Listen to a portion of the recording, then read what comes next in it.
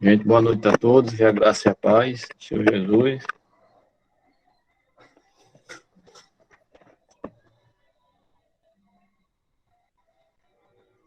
Nós vamos iniciar nosso trabalho nesta noite. Nós vamos fazer esse momento de oração, nós vamos estar orando nesse instante, pedindo direcionamento de Deus sobre esse trabalho, que Deus nos abençoe no momento de louvor, no momento da leitura da palavra e no momento também da mensagem que vai ser proclamada nesta noite do nosso irmão Otto. Eu pedi ao nosso irmão Lindenberg fazer esse momento de oração. Eu pedi que o nosso irmão Lindenberg ore.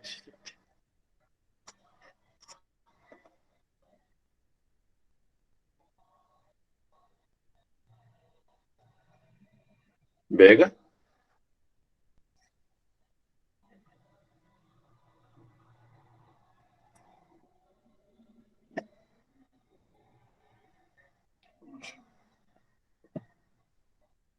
Então nós vamos pedir nosso irmão Tibutino para fazer a oração. Tibutino. Tá ouvindo, Tibutino?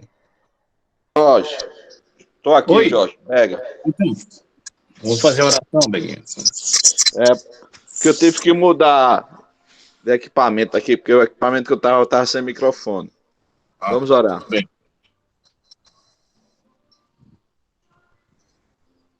Pai amado, nós te agradecemos, Senhor, por mais um domingo, Senhor, mesmo de forma virtual, ó Pai amado, sabendo que alguns irmãos estão, ó Pai, enfermos, mas Tu nos dás a oportunidade, Senhor, de estarmos juntos, ó Pai, para Te louvar, para Te engrandecer, ó Pai, para Te bendizer, porque bem sabemos que Tu és o único merecedor de toda a honra, toda a glória e de todo o nosso louvor.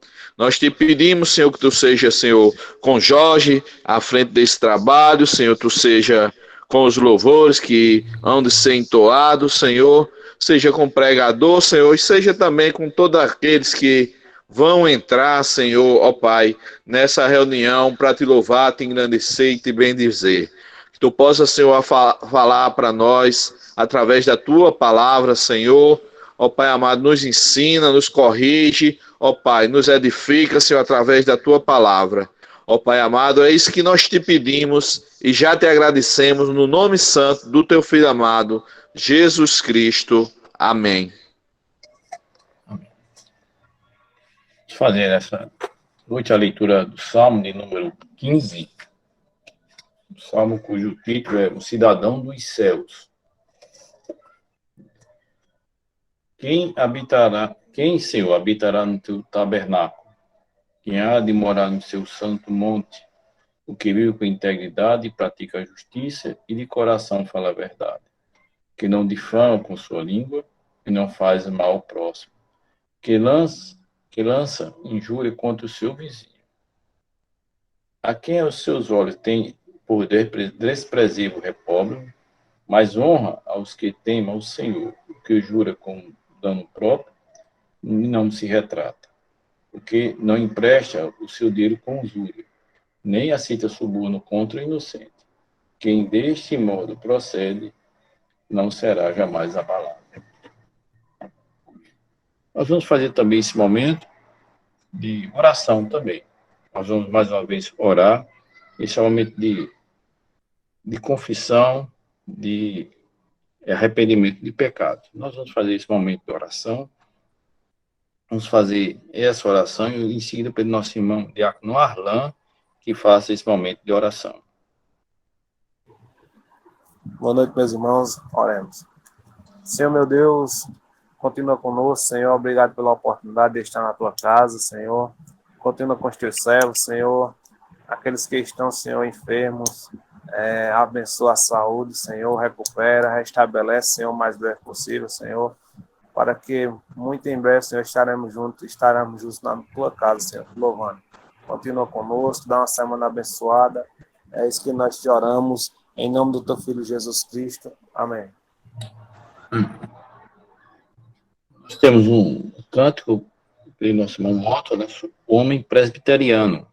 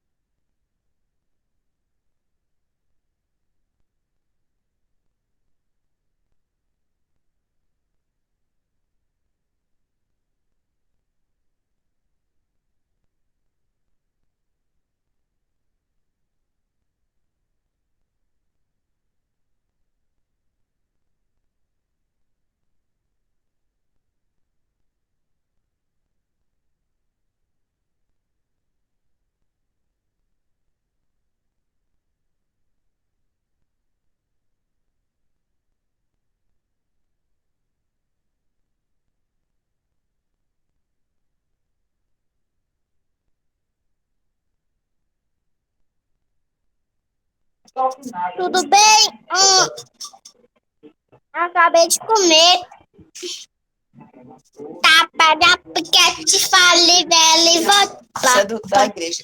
Chapila, pica, pica, pique, bela, forte, mas...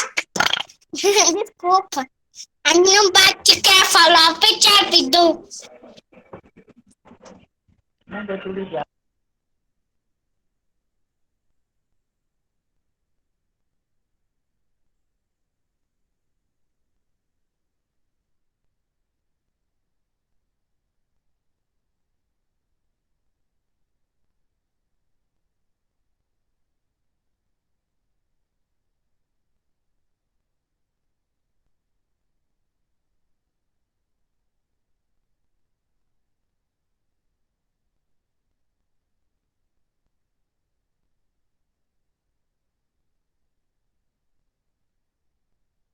Desculpa, gente. Lembrando que hoje também é o dia do homem presbiteriano, mais uma vez parabenizando todos os homens presbiterianos da nossa igreja, como foi feito a leitura do Salmo, aquele que vive com integridade e pratica a justiça, de coração fala a verdade. Essa é a palavra que nós temos a todos os homens presbiterianos da nossa igreja. Nós vamos convidar a nossa irmã Kaliene, que vai continuar o momento de louvor. Graça e paz, irmãos. Deus abençoe a cada um dos irmãos. Eu e o Clibanês vai dar continuidade no louvor, mesmo com algumas limitações vocais. Vocês podem ver, eu estou gripada, mas que Deus venha receber o nosso louvor.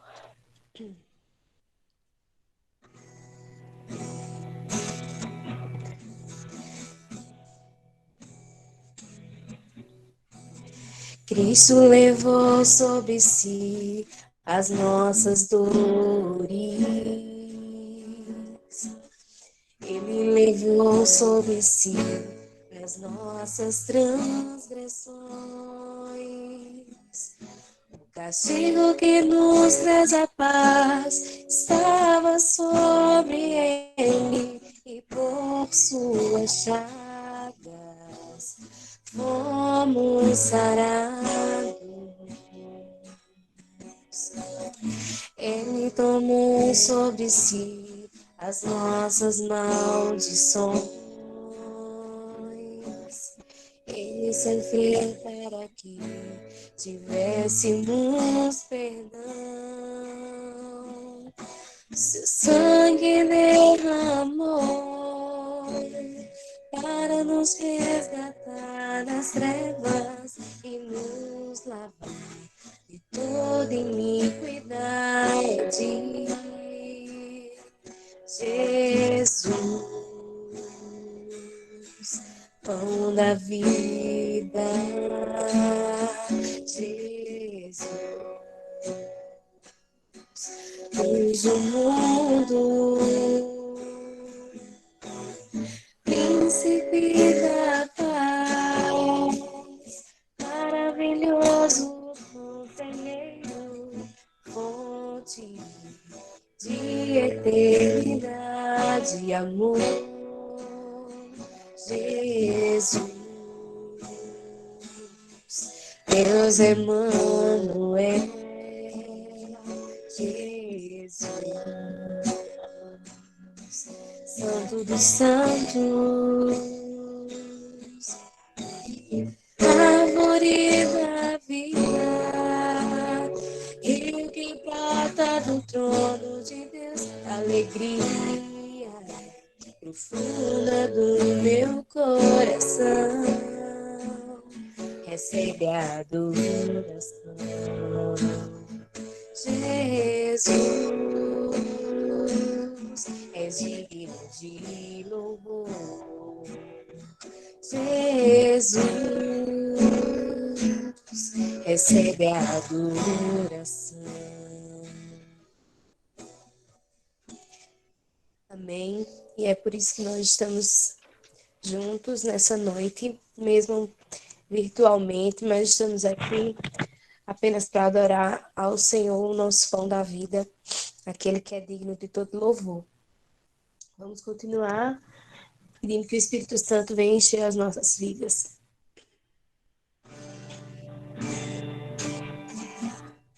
Espírito, enche a minha vida. Espírito,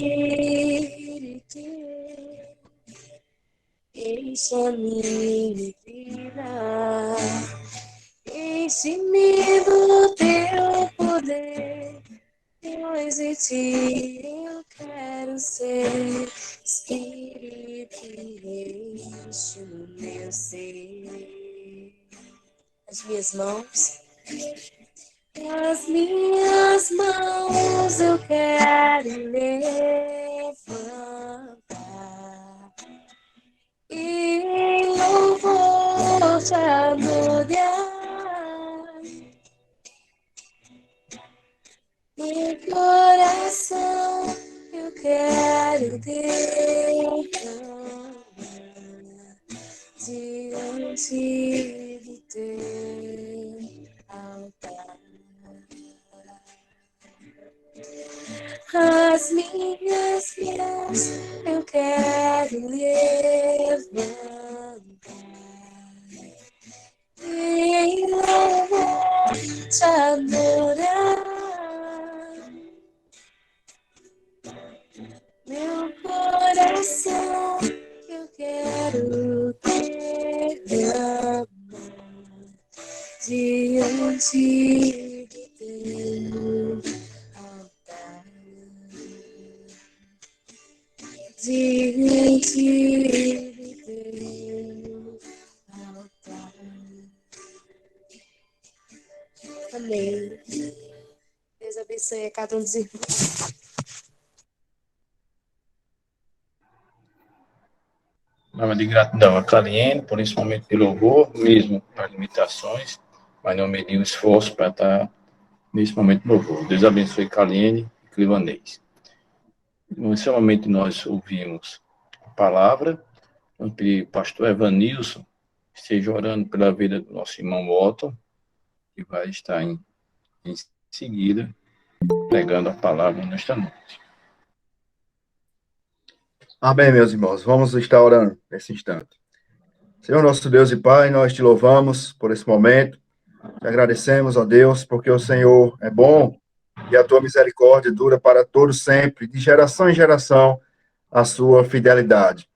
Nós te rogamos, ó Senhor, que o Senhor possa falar conosco por meio do teu servo, nosso irmão Otton, ó Deus, de maneira que a tua palavra seja exposta nessa noite, ó Deus, e possa transmitir aquilo que o Senhor queira tratar conosco. Que o Senhor também possa abençoar os irmãos que se encontram enfermos, ó Deus, que eles possam também estar meditando em tua santa palavra, onde quer que eles estejam. Aqueles que estão viajando, ó Deus, que o Senhor também possa tratar com eles, para o louvor e a glória do teu nome. Nós te oramos e já te agradecemos em nome de Jesus. Amém e amém. Vamos nós.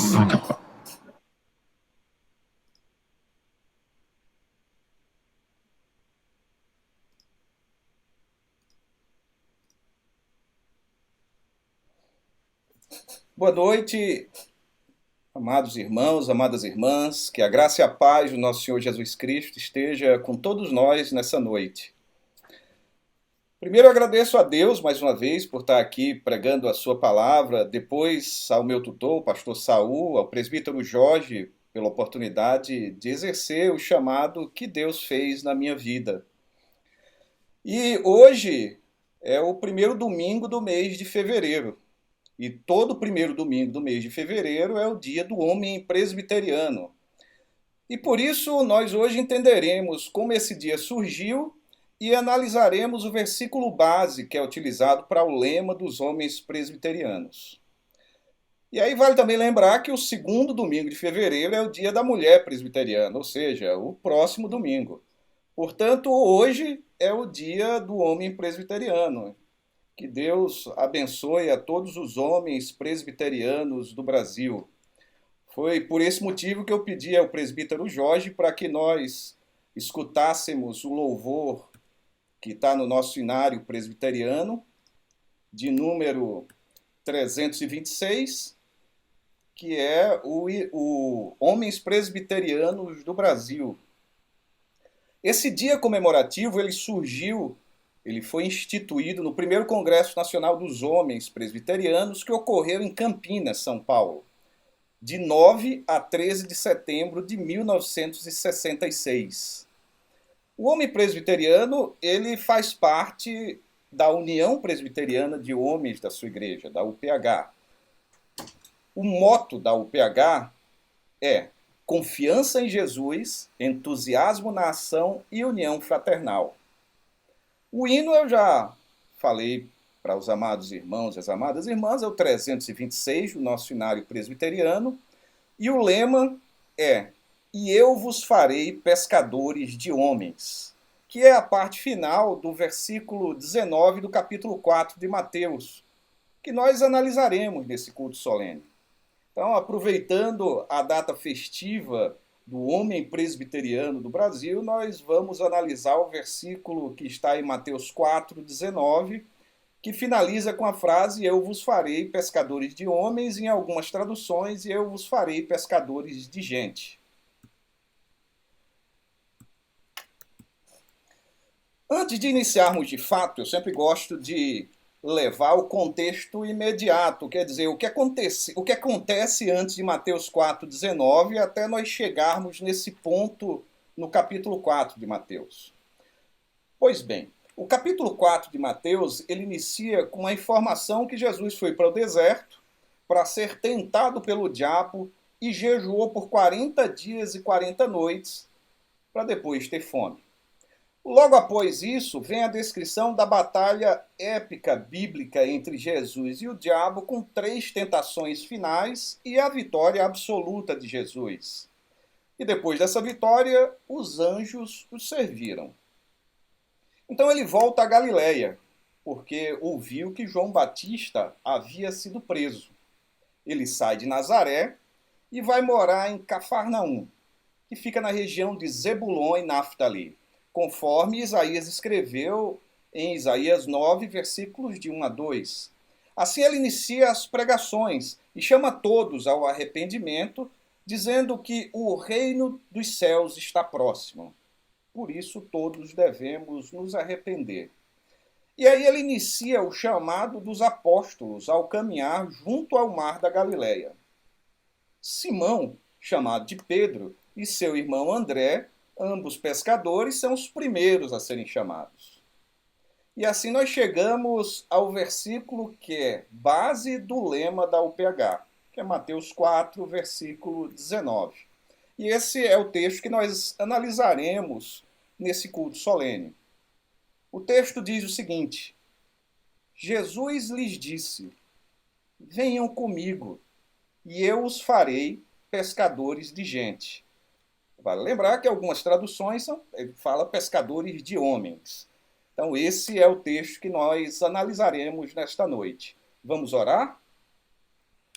Senhor Deus, nosso Pai, a Ti louvamos e agradecemos por mais uma noite estarmos aqui para cultuarmos a Tua palavra, para pregarmos, assim como o Senhor nos pediu, o Teu Evangelho e levar a Tua palavra da verdade a todos aqueles que estão prontos a ouvi-la. Que todos aqui a escutem com o coração, alma e entendimento, e não somente a escutem, mas também a vivam, pois esse é o desejo do Teu Filho amado Jesus, e é isso que nós também pedimos, que o Espírito Santo que em nós habita faça isso conosco. É isso que pedimos em nome do Teu Filho amado Jesus. Amém. O texto que nós usamos como base hoje, que é o lema da UPH, ele começa com Jesus lhes disse. Ora, Jesus estava nas margens do mar da Galileia, um local que ainda hoje tem muitos pescadores. Esse mar, na verdade, é um lago. É o maior lago de águas doces de Israel. Ele tem cerca de 166,7 km² de área. O comprimento máximo desse lago é de 21 km e a largura máxima é de 13 km. Ele também é chamado de Mar de Tiberíades ou Lago de Genezaré. Ele tem como afluente e efluente, quer dizer, chegam a ele, sai dele o Rio Jordão, no norte e no sul do Mar da Galileia. Pescando nesse mar, quando Jesus estava lá às margens, estavam os 4 primeiros apóstolos que foram chamados por Jesus: Pedro, André, Tiago e João, os 4 pescadores. Pedro e André eram irmãos e eles estavam juntos lançando as redes ao mar no momento em que Jesus estava passando as margens do Mar da Galileia.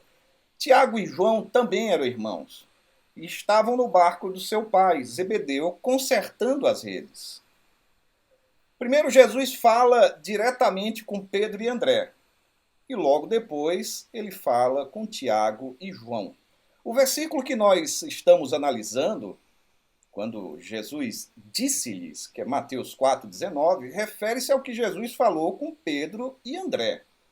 Agora imagine você com Jesus pessoalmente falando contigo, te dizendo alguma coisa. Ora, com uma graça irresistível, e Deus elege e predestina os seus, só há uma possibilidade se Jesus falar conosco: é ouvir e crer. É impossível ignorar Jesus. Esse chamado é irresistível. Aqueles que ignoram a voz de Jesus dão um grande indício que não foram eleitos ou predestinados por Deus. Leiamos nesse momento João 10, de 26 a 30. Mas vocês não creem, porque não são das minhas ovelhas. As minhas ovelhas ouvem a minha voz. Eu as conheço e elas me seguem. Eu lhes dou a vida eterna, jamais perecerão, e ninguém as arrebatará da minha mão. Aquilo que meu Pai me deu é maior do que tudo, e da mão do Pai ninguém pode arrebatar. Eu e o Pai somos um. Então é impossível resistir a esse chamado se você é um eleito, uma eleita, um predestinado, uma predestinada. Mas é como Jesus fala conosco, porque esse falar de Jesus foi aos 2 apóstolos. Foi um chamado aos apóstolos, que certamente, pela palavra de Deus, nós sabemos que foram eleitos e predestinados. Ora, ele fala conosco através da pregação da palavra de Deus e através da leitura da palavra de Deus. Então, seja a Bíblia lida ou falada, essas são as maneiras que Jesus fala conosco. Leiamos 2 Pedro 1, 20 e 21. Primeiramente, porém, saibam que nenhuma profecia da Escritura provém de interpretação pessoal, porque nunca, jamais, qualquer profecia foi dada por vontade humana. Entretanto, homens falaram da parte de Deus, movidos pelo Espírito Santo. Então, meus amados irmãos, minhas amadas irmãs, se vocês querem ouvir a Jesus, escutem a palavra de Deus, leiam a palavra de Deus.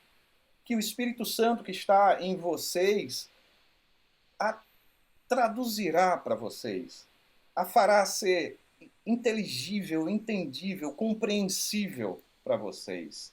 E é assim que Jesus fala conosco, através da sua palavra. Além do mais, a gente tem que entender qual a finalidade da palavra de Deus. E a finalidade da Bíblia é possível ser entendida quando nós lemos 2 Timóteo 3, de 14 a 17, que diz assim: quanto a você, permaneça naquilo que aprendeu e em que acredita firmemente, sabendo de quem você o aprendeu. E que, desde a infância, você conhece as sagradas letras, que podem torná-lo sábio para a salvação pela fé em Cristo Jesus. Toda a Escritura é inspirada por Deus e útil para o ensino, para a repreensão, para a correção, para a educação na justiça, a fim de que o servo de Deus seja perfeito e perfeitamente habilitado para toda boa obra. Se isso não é Deus falando conosco sobre a finalidade da sua palavra, eu não sei o que explicar aos irmãos e às irmãs. Então, quer escutar Jesus? Escute a palavra de Deus. leia a palavra de Deus. Para falar a verdade, isso é um dever nosso. Todos os dias, a primeira coisa que deveríamos fazer é abrir a palavra de Deus e ler. E meditar nela. É isso que devemos fazer como bons cristãos, como boas cristãs. Continuando o texto que está lá em Mateus 4,19, logo depois do Jesus lhes disse, que Jesus falou com eles, temos o venham comigo. Então ele olha para os apóstolos e diz, venham comigo.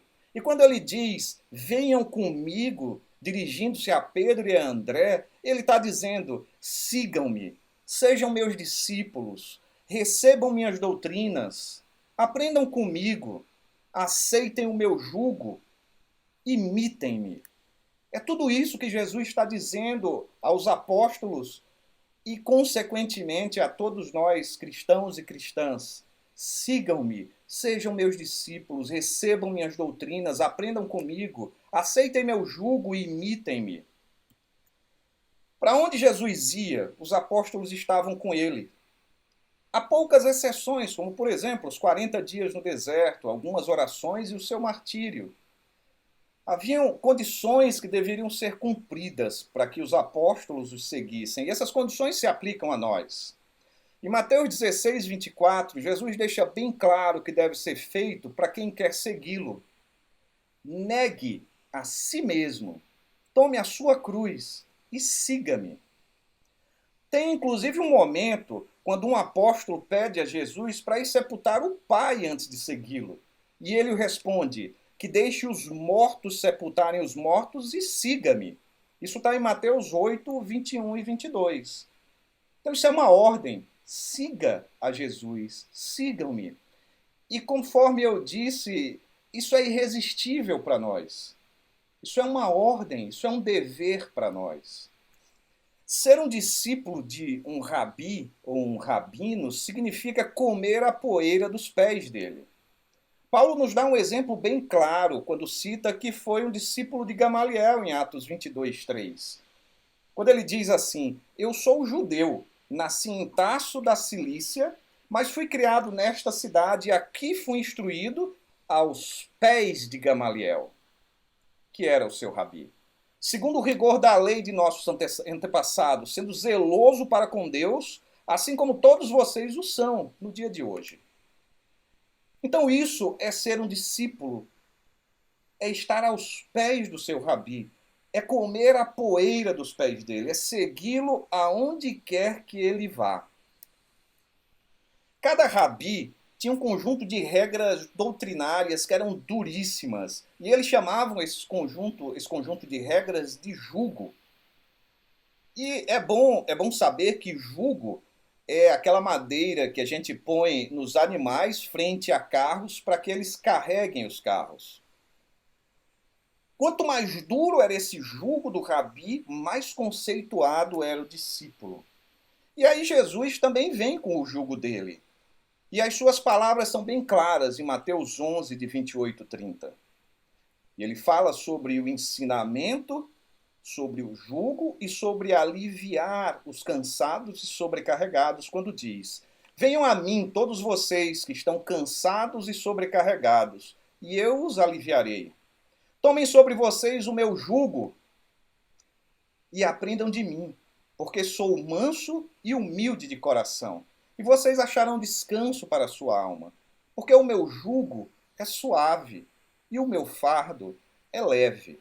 O tempo inteiro Jesus falava sobre o fermento dos fariseus, sobre esse jugo pesado e desnecessário. Ele chegou a dizer em um determinado momento que os fariseus tornavam tão difícil o acesso ao céu que nem eles iriam entrar.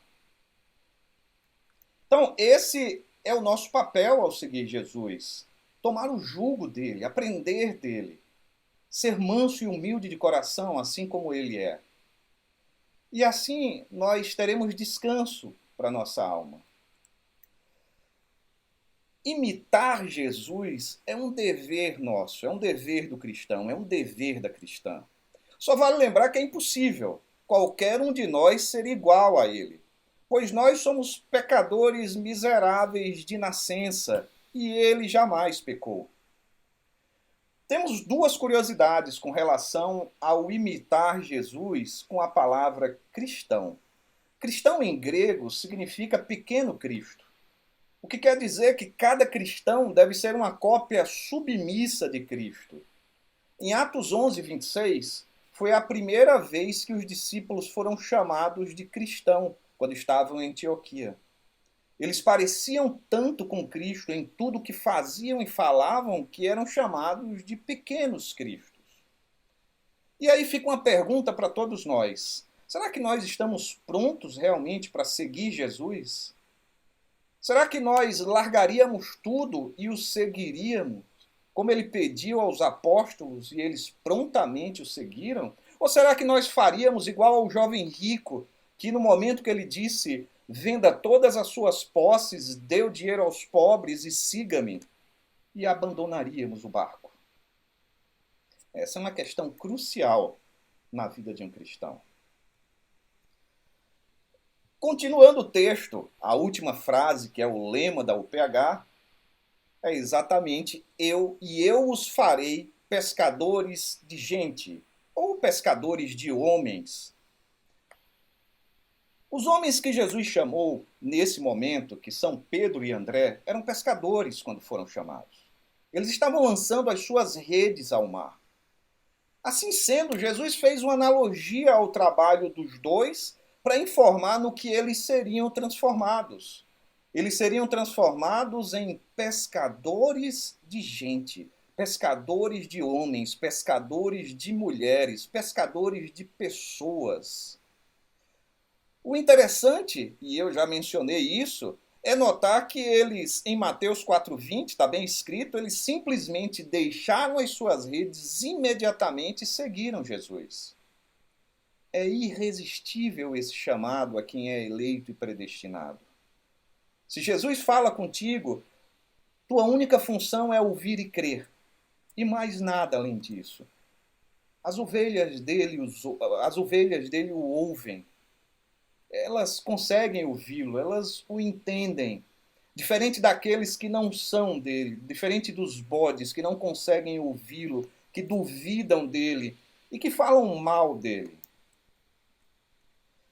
Mas aí nós ficamos com a seguinte pergunta: Pedro e André foram de fato transformados em pescadores de gente por Jesus?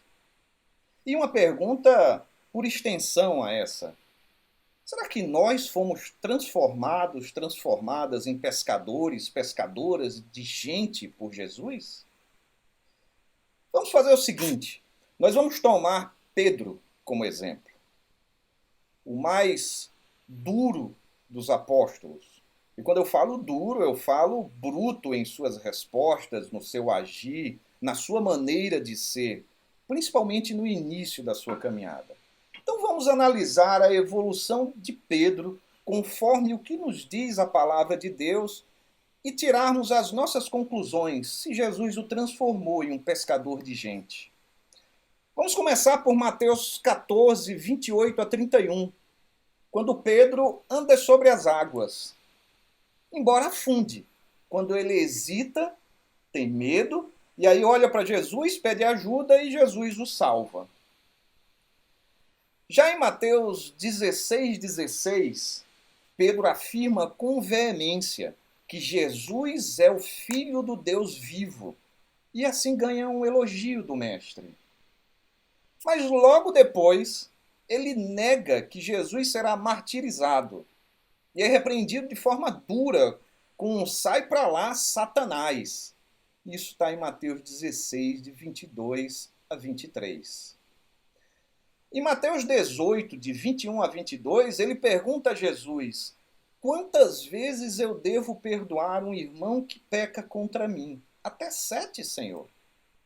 E Jesus o responde que até 70 vezes 7.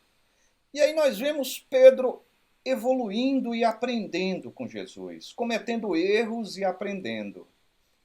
Continuando nesta evolução de Pedro, nós vamos agora para João 13, de 6 a 9.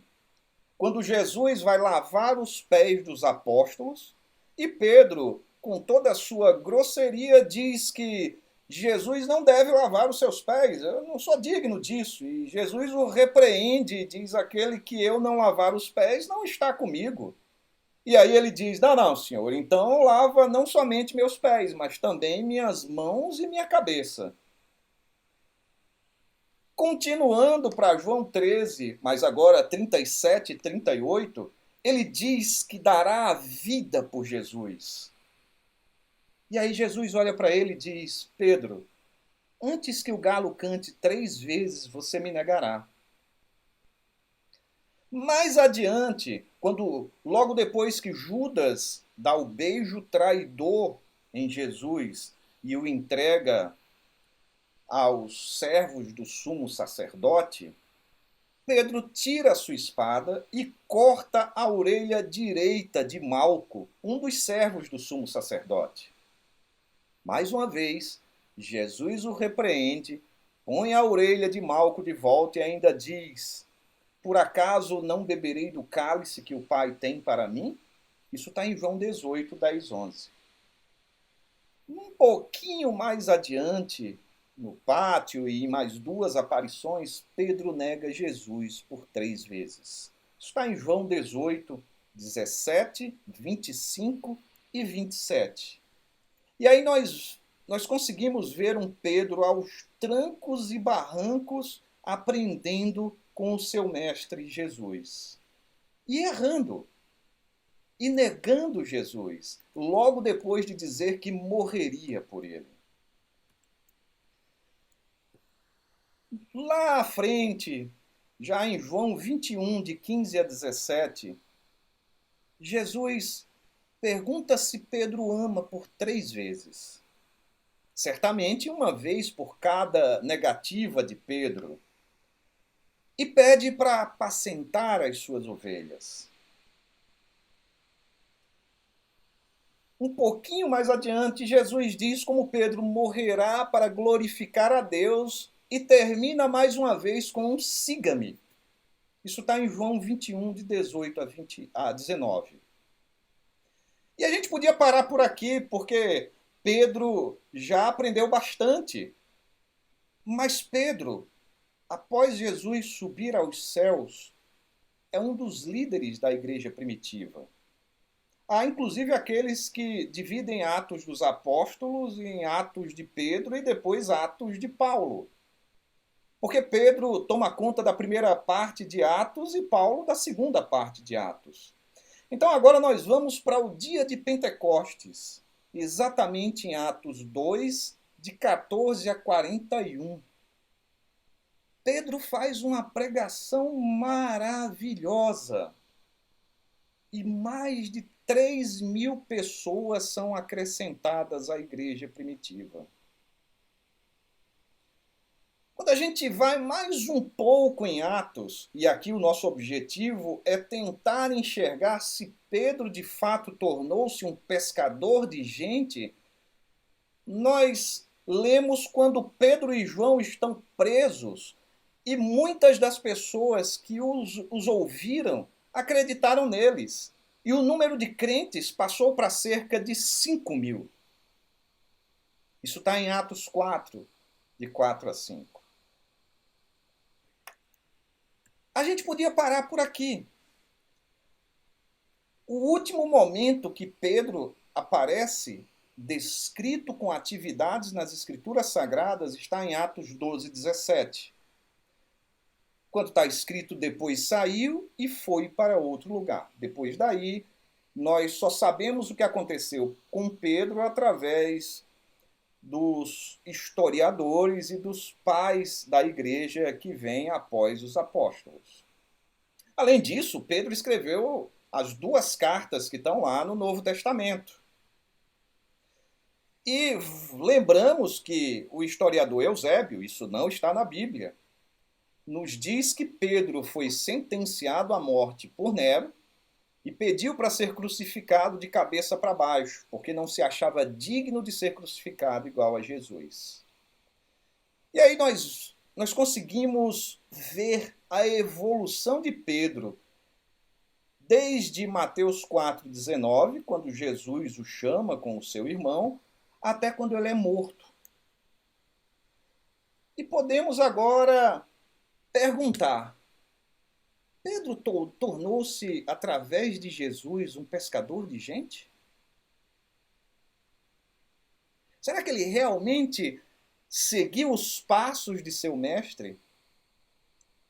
Será que o Espírito Santo que foi deixado por Jesus quando ele partiu foi testificado em Pedro nas suas pregações, nas suas peregrinações, quando ele aumentou 3.000 e depois 2.000 pessoas, indo de 3.000 para 5.000 pessoas na igreja? Certamente ele se tornou um pescador de gente. Certamente ele seguiu os passos do Messias. Certamente ele foi um cristão. Ele foi um verdadeiro pequeno Cristo, um imitador de Cristo. E propagou a palavra. E fez com que o reino aumentasse, que era um dos desejos, era uma das ordens, é uma das ordens. E aí fica outra pergunta, que a resposta é simples. E cumpriu o ID de Jesus? É claro que ele cumpriu. É claro que ele fez a grande comissão se realizar. Mas agora vem um fato que serve para nós. E nós cumprimos o ID de Jesus? Nós nos tornamos, através dele, pescadores e pescadoras de gente? É bom que a gente lembre de Mateus 7, 19 e 20. Toda árvore que não produz bom fruto é cortada e jogada no fogo. Assim, pois, pelos seus frutos, vocês os conhecerão. E para finalizar, amados irmãos, amadas irmãs, o reino de Deus está crescendo e avançando para que a gente culmine com o fim dos tempos. Mas para que isso ocorra, o evangelho tem que ser pregado em todas as nações, para todas as criaturas. E isso tem uma relação direta com escutarmos a voz de Jesus e segui-lo. Tudo que ele nos fala através da palavra é uma ordem. Afinal de contas, apesar de sermos depravados por natureza, somos discípulos de Jesus. Nós somos pecadores redimidos pelo seu sangue. Somos predestinados e eleitos por Deus Pai para sermos cristãos. Que Deus nos abençoe e que o seu chamado irresistível chegue até nós, para que ele nos transforme em pescadores e pescadoras de gente. A palavra está com o presbítero Jorge.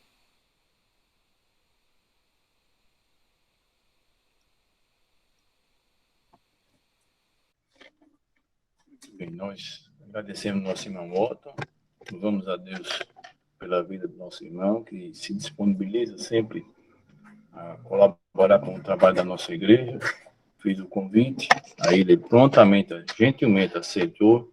Deus abençoe Otton, e que Deus o continue abençoando na nossa igreja. Vou dar alguns avisos de interesse da nossa igreja. Na terça-feira, nós vamos ter o trabalho de oração. O trabalho de oração vai ser presencial, isso porque a frequência é menor com relação aos cultos dominicais, nos domingos. Então, vai se observar o distanciamento, higienização, e a recomendação que nós fazemos é que nós devemos ter o máximo de precaução, observando todas as normas sanitárias para evitar qualquer contaminação. O culto da quinta-feira vai ser no MIT. Habitualmente fazemos, tem na sexta-feira o trabalho de oração da SAF. A SAF está à frente do trabalho.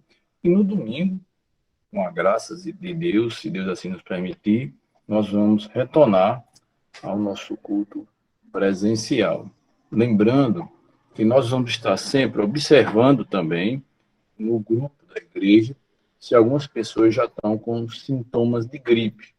Vamos estar monitorando e observando também a quantidade de pessoas e também para nós também avaliarmos também. Mas, pela graça de Deus, nós vamos ter o nosso culto. Observando também, os irmãos devem estar sempre observando as normas sanitárias. Uma observação que nós fazemos é que se algum irmão tiver contato com algum familiar, algum colega de trabalho que está gripado, então nós pedimos encarecidamente que esse irmão acompanhe os cultos pelas redes sociais, tá? E isso porque nós temos que evitar qualquer proliferação, que seja da Covid, que seja a gripe que está assada, seja qualquer gripe que esteja contaminando. Então, esse é o nosso recomendação que nós deixamos aqui para todos os irmãos. E também, se precisarmos de nós estamos à disposição para a ajuda dos irmãos, tá bom? Nós agradecemos também os irmãos também, Gilmar e Gilmara também, muito embora testaram negativo, mas tiveram a precaução também de não estar conosco. Deus abençoe Gilmar, Gilmara. Pastor Evanilson também fez o teste, deu negativo, mas por recomendação médica está afastado das suas atividades, está retornando segunda-feira. Vamos continuar orando também pela Caliene, Clibanês, Mateus, o William. Vamos estar orando por isso, a vida desses irmãos, que Deus possa estar restabelecendo sua saúde. Vamos a Deus pela vida de Orton também, Diana, que também já se recuperaram, e pela vida do pastor Davi, sua família, e também pela Vanessa, filho do pastor Saúl, também seu neto também, e também aqueles familiares que já se recuperaram da Covid. Bom, nós sabemos que o pastor Saúl está de férias, né? Ele vai retornar dia 8, na quarta-feira. Mas nós vamos pedir para o pastor Saúl fazer uma oração e estar conosco, agradecendo a Deus pela vida de todos os irmãos. E a palavra está com o pastor. Ok, Jorge. Deus abençoe a todos os irmãos. Vamos orar, querido. Nosso Deus e Pai, nós te louvamos e agradecemos, Senhor, por tudo que tu tens nos concedido. Te louvamos e agradecemos pela recuperação extraordinária dos teus servos, porque tu estás atuando na vida de cada um deles.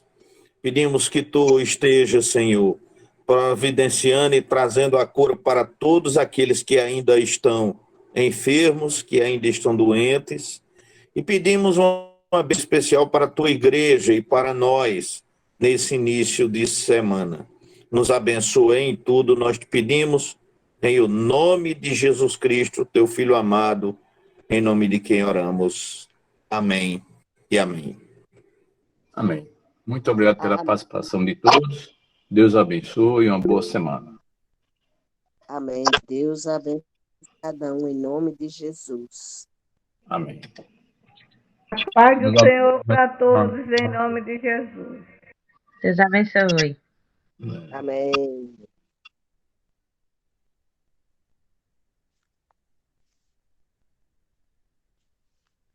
Glorificado seja Deus por todos os filhos dele aqui presentes.